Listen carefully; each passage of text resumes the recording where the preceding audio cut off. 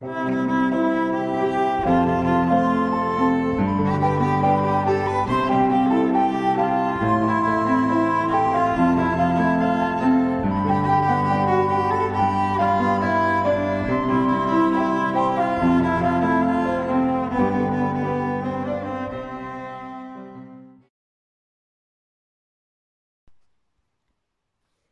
Hélène était une reine et la mère de saint Constantin.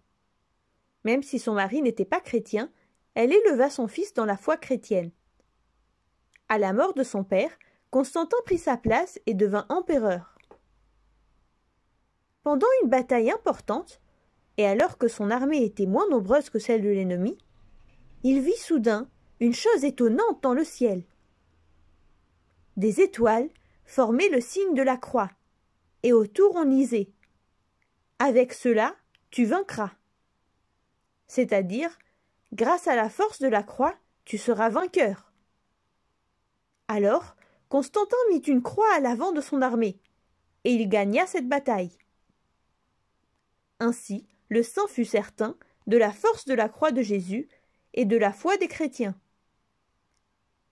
Il décida de protéger les chrétiens.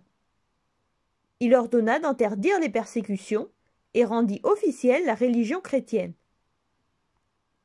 De plus, il construisit une grande ville, Constantinople, et y bâtit de nombreuses églises.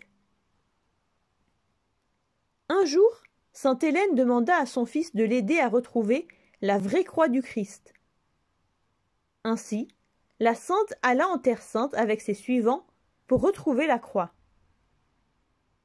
Elle voyagea d'abord à Bethléem, et elle construisit, au-dessus du lieu de naissance de Jésus, une église qui existe encore aujourd'hui.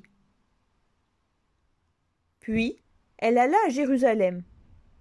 Là-bas, après beaucoup d'efforts et par miracle, sainte Hélène réussit à trouver la croix sous de grandes plantes de basilic.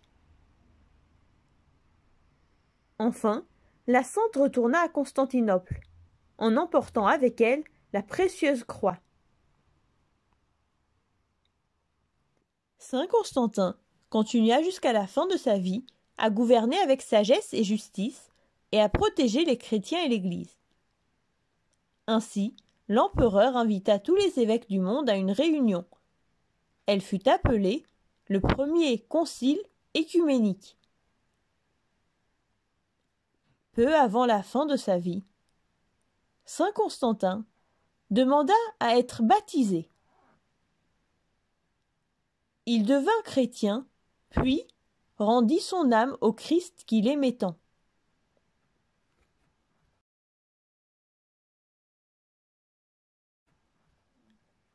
Sainte Hélène et saint Constantin sont appelés égaux aux apôtres, parce que, grâce à leur vie, ils ont enseigné aux hommes la foi chrétienne, comme l'ont fait les saints apôtres de Jésus.